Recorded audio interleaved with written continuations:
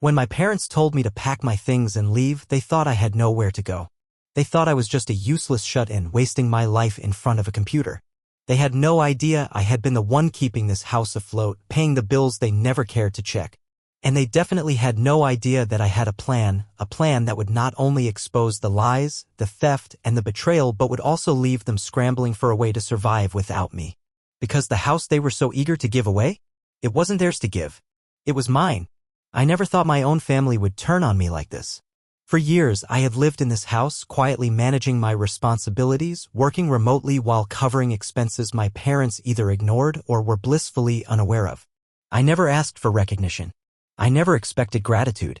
But what I didn't expect either was that they would so easily push me aside for my brother and his wife. My brother, Nick, had always been the golden child. The one who could do no wrong. The one my parents praised at every opportunity.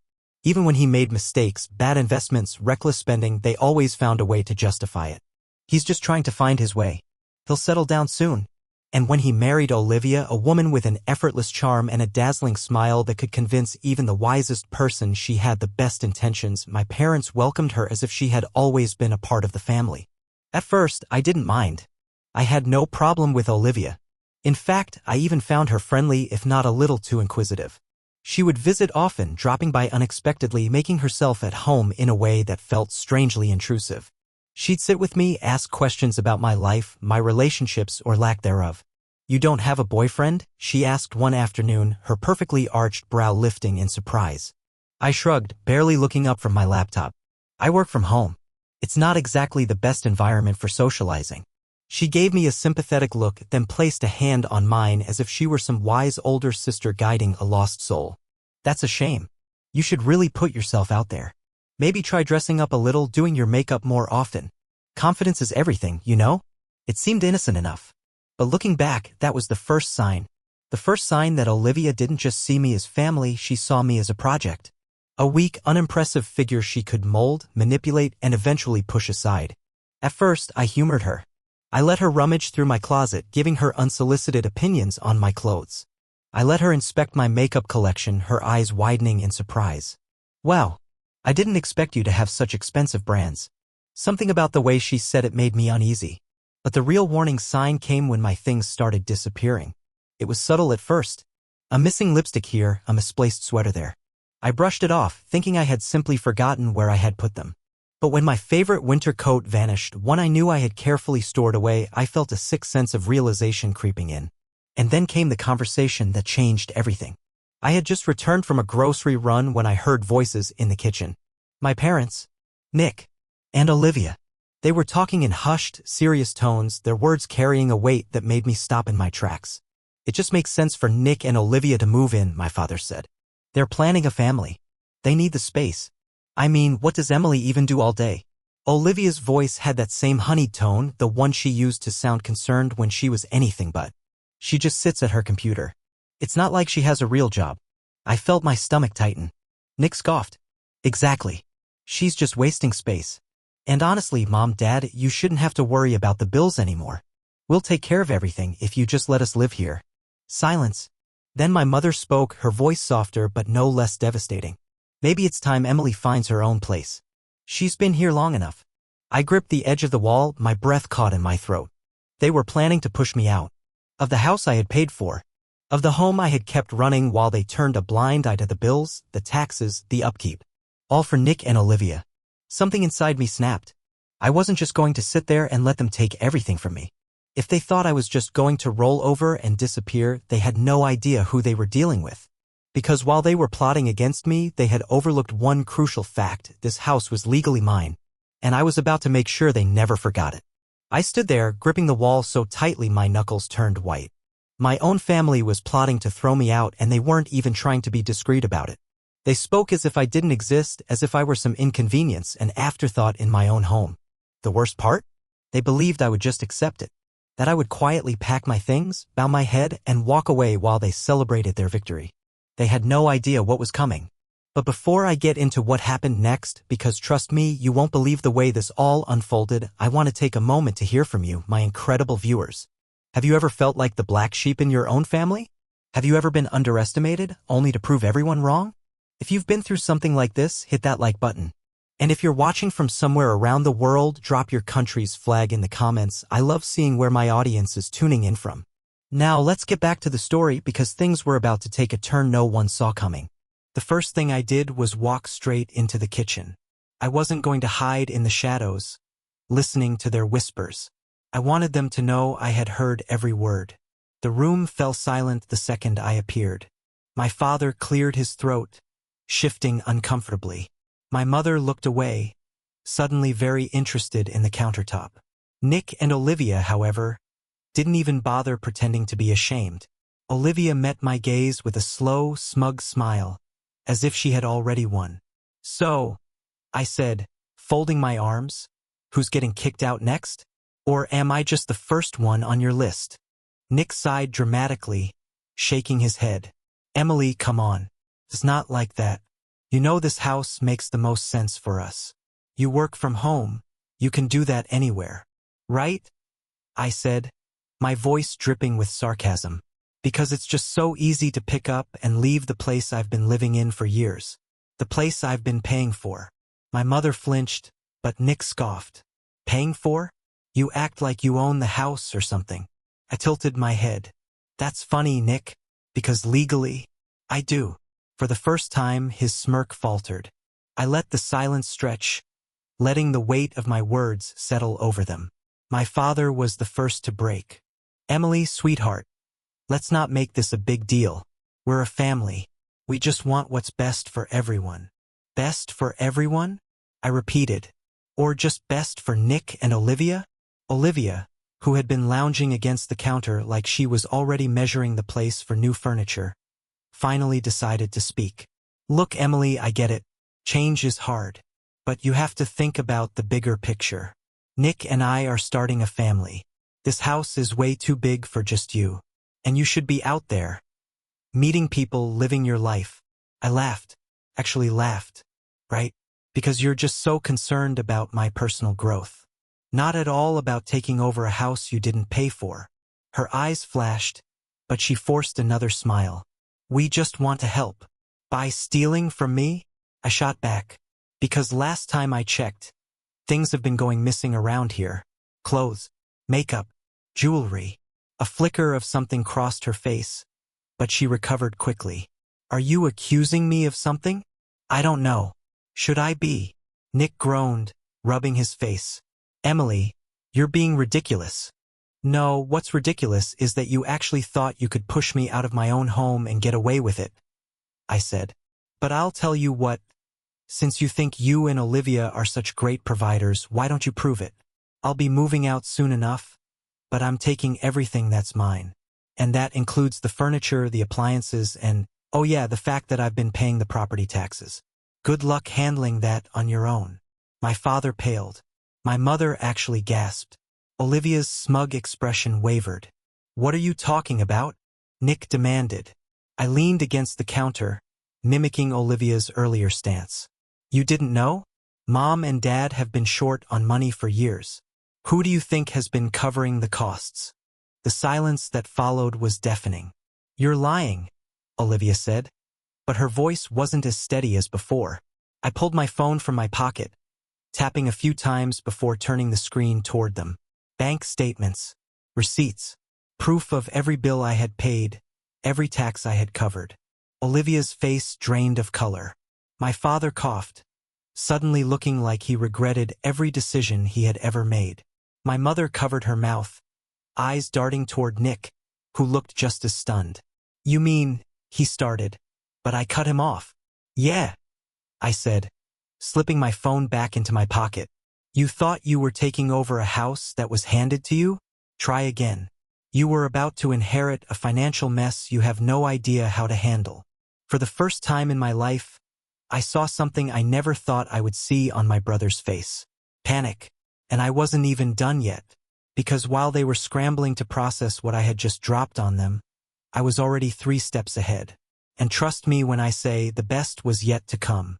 The room was thick with tension. My parents, my brother, and Olivia were all processing the reality they had never considered, that the house they were trying to claim was never theirs to begin with. My father looked pale, my mother wrung her hands, And Olivia? For the first time since she waltzed into my life, she looked nervous. But I wasn't done yet. I took a slow breath, letting my words settle before continuing.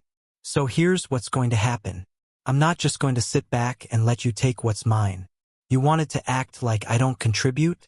Fine. You can prove you're capable of keeping up with the costs of this house without me. Nick clenched his jaw. You can't be serious. Oh, I'm dead serious. You can't just take everything. Olivia cut in, her voice tighter than before. That's not fair. I tilted my head. Oh? And trying to force me out of my own house is. She scoffed, shaking her head. You're acting like we're trying to rob you. I folded my arms, letting a slow smile stretch across my lips. Aren't you? For a split second, I saw it, the flicker of unease in her eyes. She knew. She knew exactly what I meant. I let the moment hang between us before casually adding, it's funny though, the things that have gone missing lately. My sweater, my jewelry, my makeup, almost as if someone's been helping themselves. Olivia's face remained neutral, but her fingers twitched at her side. Nick, oblivious to the storm brewing, scoffed. Oh, come on, Emily. No one wants your stuff. I smiled. Then I'm sure you won't mind me checking the security footage. Silence. Dead, suffocating silence. It was Olivia who broke it. What footage? Oh, just something I set up a little while ago, I said casually.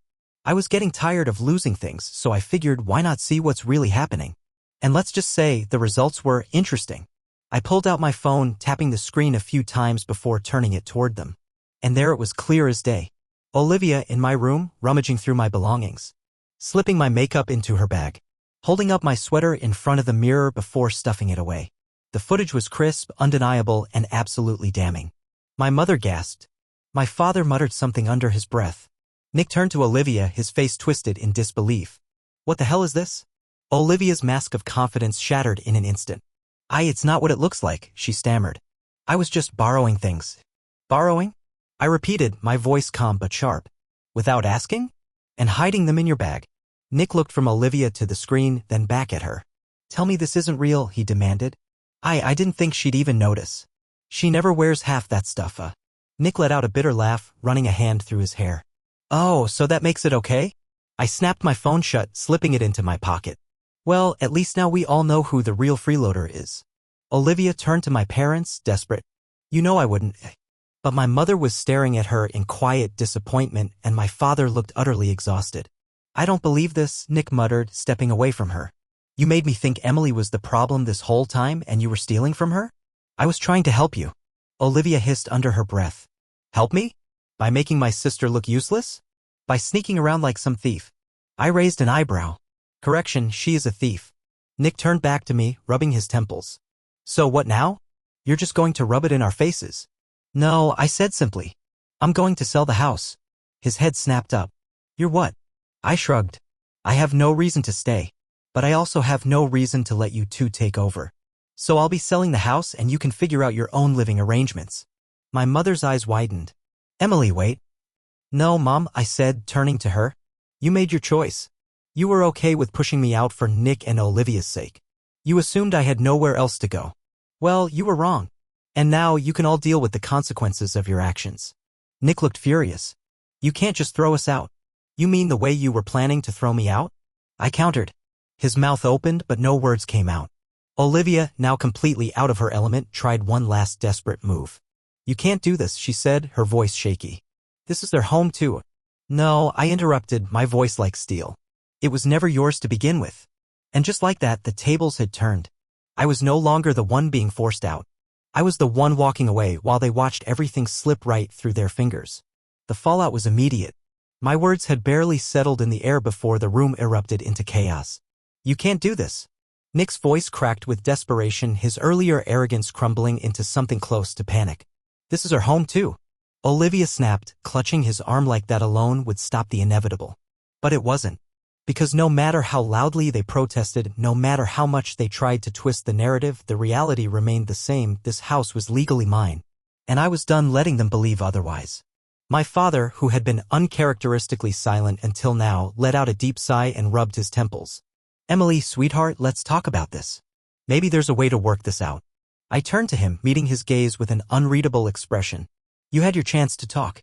When you and Mom decided I was disposable, when you let them treat me like I was nothing, that was your moment to work things out. But you didn't. And now I'm done. My mother's lip trembled as if she wanted to say something, maybe to defend herself, maybe to beg me to reconsider. But deep down, I think she already knew it was pointless. The next few days passed in a blur. The house went up for sale almost immediately, and despite the tension still hanging in the air, no one dared try to stop me. I think they knew in the end that I wasn't bluffing. Nick and Olivia scrambled for solutions, bouncing between pleading and threats, but nothing they said made a difference. The facts were the facts. They had planned to take everything from me, and now they were left with nothing. By the end of the month, I was packed and ready to go. The movers loaded my furniture onto a truck, the same furniture my brother had assumed would be his, while my parents and Olivia stood on the porch, watching in stunned silence. Nick, ever the sore loser, gave one last desperate attempt. Emily, you're being ridiculous. Just sell us the house instead. I didn't even spare him a glance. With what money, Nick? He faltered, jaw tightening. That's what I thought. I closed the door to my car, feeling the weight of years of mistreatment and betrayal finally lifting off my shoulders. For the first time in a long time, I felt truly free. As I pulled away from the house, I glanced in the rearview mirror one last time. Nick and Olivia were arguing, my parents standing between them, looking exhausted and uncertain. And then I was gone. A few months later, I was fully settled in my new apartment, a place that was truly mine, without ghosts of past resentment lurking in the corners. My career was thriving, and for the first time, I felt like I was exactly where I was meant to be. Then, one evening, as I was leaving a bookstore, I saw her. Olivia. She was thinner, her expensive clothes looking slightly worn, her usual confidence nowhere to be found. She spotted me before I could turn away, and just like that, she was in front of me, clutching my wrist. Emily, she said, her voice barely above a whisper. Please, I need help. I just stared at her, unmoved. Apparently, after I left, things had spiraled. My parents had gone back to their usual reckless spending habits, expecting Nick to pick up the slack. But without my financial support, everything collapsed. They were drowning in bills. Nick's income wasn't enough to sustain them all. Olivia, once so sure of her perfect life, had been forced to pick up extra work just to keep them afloat. She looked at me now, desperate. Please, she repeated. I was wrong. About everything. I just need a little help. For a brief moment I considered it. Considered what it would feel like to be the bigger person. To prove I wasn't like them. But then I remembered. I remembered how she had stood in my kitchen, smiling as she tried to take everything from me.